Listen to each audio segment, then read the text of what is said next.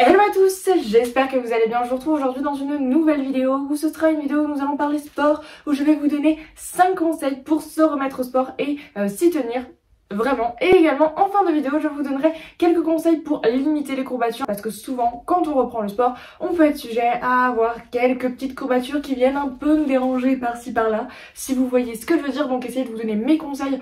C'est pas des conseils miraculeux, hein, je vous le dis tout de suite, mais des conseils qui peuvent vous aider à quand même à limiter, diminuer les courbatures et faire qu'elles durent moins longtemps, qu'elles soient moins intenses et que ce soit juste mieux, même si ce sera pas miracle. Si vous n'êtes pas encore abonné, n'hésitez pas à vous abonner, ça me fait toujours super plaisir. Vous pouvez en même temps liker la vidéo et sans plus attendre, je vais vous donner, maintenant que j'ai fait tout ce blabla qui fut assez long et tout cette intro, mes 5 conseils pour se remettre au sport et s'y tenir. Le premier conseil que je pourrais vous donner dans cette vidéo, qui pour moi est hyper important, c'est de trouver son why. Alors trouver sa source de motivation, si vous préférez, trouver le pourquoi vous décidez de faire du sport. Ça peut être plein de raisons, ça peut être maigrir, prendre du poids, vouloir avoir une meilleure santé, mieux gérer ses émotions et gérer son stress, se tonifier, se sculpter. Ça peut tout simplement être aussi pour avoir confiance en soi, se sentir bien mieux dans son corps, enfin peu importe quelle est la raison pour laquelle vous choisissez de faire du sport, il n'y en a pas forcément une qui est mieux qu'une autre, hein. Trouvez la raison pour laquelle vous faites du sport, même s'il y en a deux, hein, c'est pas obligé qu'il y en ait qu'une, hein, voilà. Mais trouvez son why, trouvez le pourquoi vous faites du sport, c'est toujours hyper utile parce que ça va être votre source de motivation. Et au début, avant que ça devienne une habitude et que ça devienne vraiment un plaisir, quelque chose que vous aimez faire, il faut que vous ayez ces why et cette motivation pour tenir, ne pas abandonner tout simplement. Le but étant donc de trouver le pourquoi vous voulez faire du sport et donc de trouver son why, comme on pourrait le dire. C'est une chose que vous pouvez noter, vous pouvez juste le dire dans votre tête comme vous préférez. Le but est juste de savoir pourquoi on fait du sport. Vous allez voir que ça peut vous motiver, ça vous permet de ne pas abandonner, d'avoir un objectif, de rester motivé tout au long du temps que vous allez vouloir faire du sport. Le deuxième conseil que je pourrais vous donner pour vous remettre au sport, c'est quelque chose que je trouve assez important aussi, enfin comme tous les conseils de cette vidéo, c'est de choisir un sport qui vous plaît, ou une discipline qui vous plaît, qui vous correspond, que ce soit qui correspond à votre niveau, à vos attentes, à votre objectif, ou juste tout simplement qui vous plaît, dans lequel vous prenez du plaisir. C'est quelque chose qui est important. Ça peut être n'importe quel sport, hein. Ça peut être un ou plusieurs sports aussi, parce que y a pas forcément le but, c'est pas de faire forcément qu'un seul sport.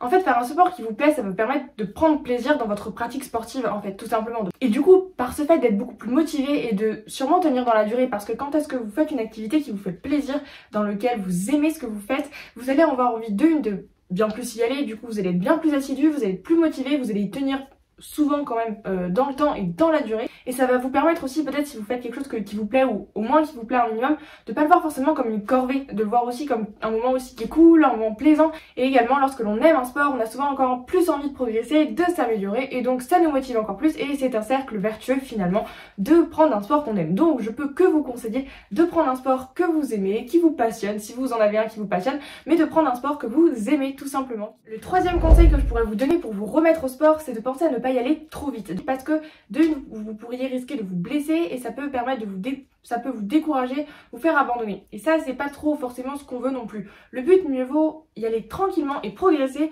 que plutôt vouloir faire trop d'un coup pour voir tout de suite les effets, mais finalement ne pas tenir dans la durée. Ça n'a un peu aucun intérêt, quoi, si vous voyez ce que je veux dire. Si ça fait longtemps que vous n'avez pas fait de sport, prenez le temps de vous remettre au sport. Laissez le temps aussi à votre corps, parce qu'au début, forcément, ça va pas être facile. Vous n'allez pas commencer, si vous n'avez pas fait de sport depuis des mois, à faire 5 ou 6 séances de sport par semaine.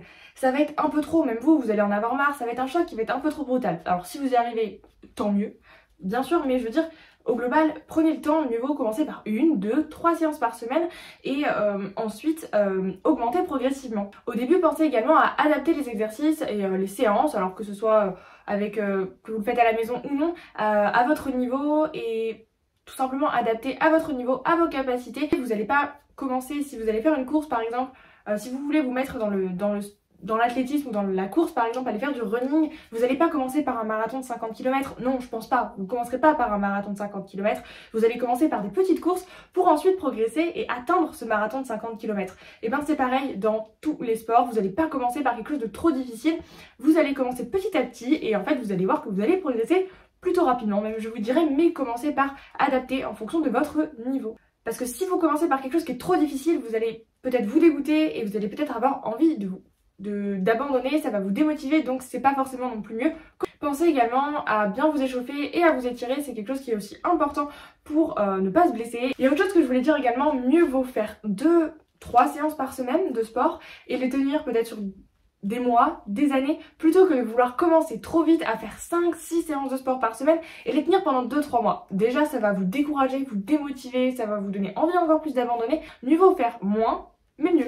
Tout simplement, mieux vaut faire 2 séances par semaine, mais toutes les semaines, que de faire 5 séances par semaine pendant un mois. Ça c'est sûr et certain, mieux vaut faire moins de séances, mais les faire bien et les faire dans le temps, ça c'est important.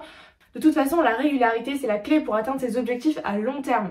Le but est vraiment de tenir dans la durée, donc écoutez aussi votre corps et vos besoins. Le but est de ne pas y aller trop vite et de progresser aussi. Le 4e conseil que je pourrais vous donner pour vous remettre au sport et vous y tenir, c'est de vous discipliner. Oui, vous discipliner. En fait, il faut savoir qu'au tout début, quand on décide de reprendre le sport, c'est la motivation qui va nous faire qu'on va reprendre le sport. Ça peut être la motivation d'un objectif, bon, peu importe, d'une compétition, peu importe. Souvent, on a un objectif quand on reprend le sport, on se dit ah oui, je veux perdre tant de kilos, je veux prendre tant de kilos, je veux réussir à courir 10 km sans m'arrêter. Enfin, peu importe quel est votre objectif, il n'y a pas de meilleur objectif que d'autres. Ce que je veux dire, c'est qu'au début, c'est vraiment la motivation qui va vous faire que vous allez faire du sport.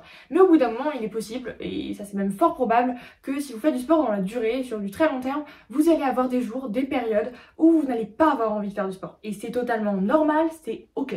Moi ça m'arrive la première alors que je fais du sport plus de 5 fois par semaine. Ça m'arrive qu'il y a un jour de temps en temps, j'ai pas forcément envie de faire du sport. Et c'est normal parce qu'on peut pas être motivé 100% du temps et on le sera je pense jamais motivé 100% du temps. On peut être motivé la plupart du temps, bien sûr.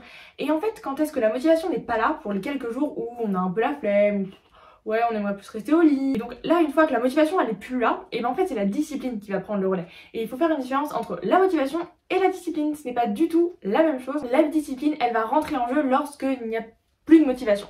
Et là ça se passe dans la tête, la discipline c'est un peu le mental si vous voulez, c'est de vous dire que ok j'ai pas envie, j'ai la flemme mais j'y vais quand même, je le fais. Justement mieux vaut encore faire une séance plus courte mais faire quand même une séance, vous serez fiers de vous en plus après l'avoir fait.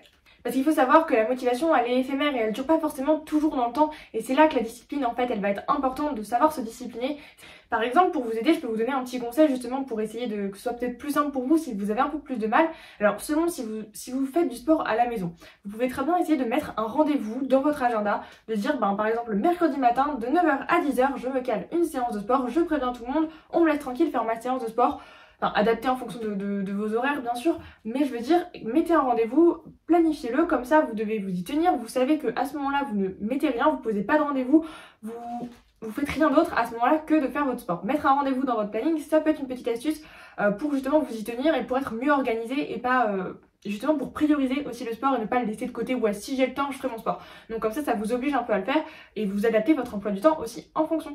Et si par exemple vous allez faire du sport avec un coach ou dans des cours souvent vous avez des horaires donc c'est un peu plus fixe aussi et vous vous organisez en fonction. Le fait d'avoir un rendez-vous de sport peut vous permettre de vous discipliner inconsciemment et de vous booster un peu à aller faire votre sport et à mieux vous organiser pour avoir le temps de faire votre sport. Vous pouvez également définir dans la semaine ou voilà un horaire, un jour et où par exemple tous les jours, je sais pas, du lundi au vendredi, tous les jours à 9h je fais mon sport par exemple, ou alors je fais mon sport le mercredi et le samedi.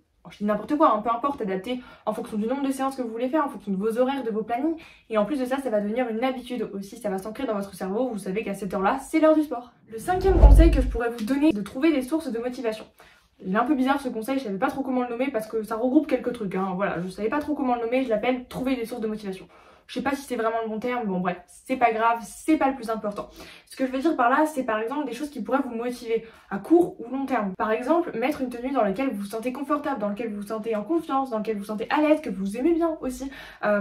Ça peut vous booster, beaucoup plus vous motiver également à aller faire votre sport parce que vous aimez bien votre tenue. Ensuite, une autre chose que je voulais aborder dans ce 5e conseil, c'est vous pouvez faire du sport avec des gens, de s'entourer pour faire du sport. Que ce soit avec des amis, votre copain, votre copine ou avec votre famille, enfin peu importe, que ce soit vos collègues, n'importe qui. Des fois, vous vous entourez pour certaines personnes. Ça peut être une source de motivation d'avoir quelqu'un qui fait du sport avec toi. Ça peut tout simplement juste vous motiver, vous faire de ne pas abandonner. Et en plus de ça, vous pouvez vous soutenir, vous aider et c'est quelque chose aussi qui est pas mal. Trouver quelqu'un qui veut bien faire du sport avec vous, ça peut vous aider à rester motivé et à ne pas abandonner. Maintenant que je vous ai donné tous mes petits conseils, mes 5 conseils pour vous remettre au sport et vous y tenir, j'espère en tout cas qu'ils vous seront utiles, je vais vous donner quelques conseils pour essayer de limiter les courbatures. de les diminuer au maximum, de faire qu'elles durent moins longtemps et qu'elles soient moins intenses. Je vous préviens tout de suite, ce n'est pas miraculeux. Dans tous les cas, ça se saurait s'il y avait des traitements miraculeux contre les courbatures. Enfin, personnellement, j'en connais pas. Et simplement, je tiens à préciser que je ne suis pas magicienne. J'aimerais bien, mais je ne suis pas magicienne. Et des petites astuces pour les limiter, pour les diminuer. Parce que souvent, quand on reprend le sport, on peut être sujette à avoir des courbatures. Pas forcément, mais on peut.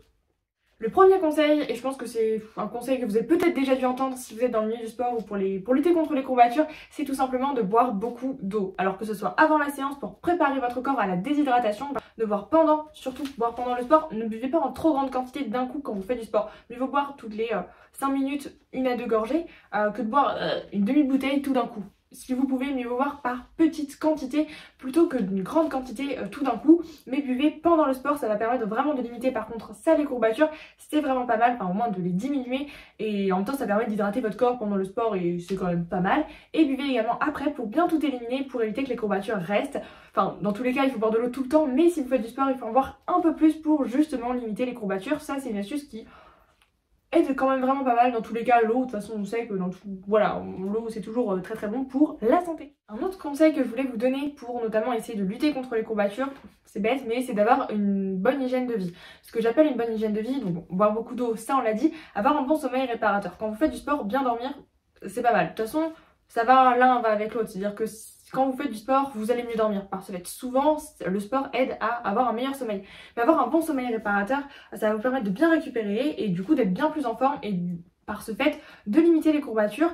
Avoir un sommeil réparateur, c'est quand même quelque chose qui est cool. Et également, pensez à avoir une bonne alimentation. Notamment quand on fait du sport, avoir une alimentation équilibrée et adaptée, c'est pas mal lorsqu'on est sportif. Une autre petite astuce qui est pas mal, qui est peut-être pas la plus simple à faire mais qui ne coûte strictement rien, c'est lorsque vous allez à la douche. Une fois que vous êtes douché après le sport, vous pouvez très bien passer un jet d'eau froide sur les muscles que vous avez sollicités. Alors de l'eau assez froide, un jet d'eau froide. Alors oui, ça risque de vous réveiller un peu, de vous dynamiser, mais c'est pas mal pour faire redescendre la température du corps. Et en plus de ça, c'est aussi très très bien pour lutter contre les courbatures. Juste passer un jet d'eau froide sur les muscles que vous allez solliciter, en tout cas dans la séance. Ça aide pas mal pour les courbatures, encore une fois, c'est tout simple. Et le dernier petit conseil que je pourrais vous donner pour justement essayer de diminuer les courbatures, c'est une fois que vous avez des courbatures, pour le coup, c'est vous pouvez très bien faire des massages avec des huiles essentielles, notamment l'huile essentielle de Golteri ou l'huile essentielle d'Helichrys / Immortelle, c'est la même chose. Donc, soit l'huile essentielle de Golteri, soit l'huile essentielle d'Helichrys sont très bonnes pour les courbatures. Alors comment elles s'utilisent ? Pas pures, ces huiles essentielles ne s'utilisent pas pures sur la peau, faites attention. Et aussi avant d'utiliser des huiles essentielles, vous pouvez très bien demander conseil à votre médecin ou à votre pharmacien et faire aussi un test d'allergie avant pour être sûr que vous ne soyez pas allergique à cette huile essentielle, c'est quand même pas mal. Donc en fait vous allez prendre en fait ces huiles essentielles là, vous allez faire donc un massage avec, vous allez mettre vous allez les mélanger avec une huile végétale. Alors peu importe quelle qu'elle soit, que ce soit de l'huile végétale de jojoba, d'argan, de coco, de karité, enfin peu importe, celle que je peux vous recommander dans le cadre notamment du sport, c'est l'huile végétale d'amande douce ou l'huile végétale ou un macérat huileux d'arnica qui vont être un peu mieux justement pour les muscles. Mais bon, si vous avez juste de l'huile, une autre huile, ça marche aussi très très bien. Peu importe quelle qu'elle soit, prenez ce que vous avez chez vous. Vous mettez donc de l'huile végétale, vous mélangez avec 1 à 2 gouttes d'huile essentielle, soit l'une soit l'autre, pas trop de gouttes surtout, et vous mélangez bien et vous massez sur les muscles que vous avez sollicités. Vous pouvez le faire 1 à 2 fois par jour jusqu'à temps que les courbatures disparaissent, ça marche très bien. Alors les huiles essentielles ont quand même des odeurs qui sont assez fortes, je tiens à préciser, elles sont plutôt efficaces, mais voilà. Et je tiens aussi à préciser, j'ai oublié de le dire, que l'huile essentielle d'Helichrys est assez chère, on va être très honnête, c'est une huile essentielle qui n'est pas donnée. Donc moi je sais que j'utilise de l'huile essentielle de Golteri, ça fait très très bien, ça marche tout autant bien. Ne vous ruinez pas à forcément acheter de l'huile essentielle d'Helichrys, elle a beaucoup de bienfaits mais elle n'est pas forcément donnée. Si vous avez les moyens, profitez-en, mais sinon l'huile essentielle de Golteri marche extrêmement bien. Mais voilà, vous pouvez faire ce genre de massage avec ces huiles essentielles là, ça peut limiter en tout cas les courbatures. Et voilà, j'en ai fini pour tous les conseils et tout ce que j'avais à dire dans cette vidéo. J'espère en tout cas que tous les conseils pour vous remettre au sport et vous y tenir vous ont parlé. Dites-moi lequel d'ailleurs dans les commentaires vous parle le plus, et si vous en avez d'autres, n'hésitez pas aussi à le dire dans les commentaires, ça peut toujours être utile pour tout le monde.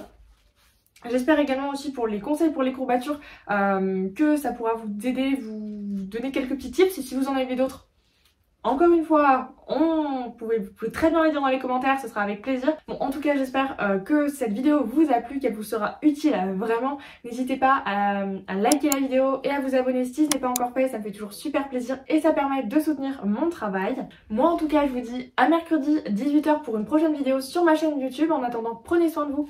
Bye!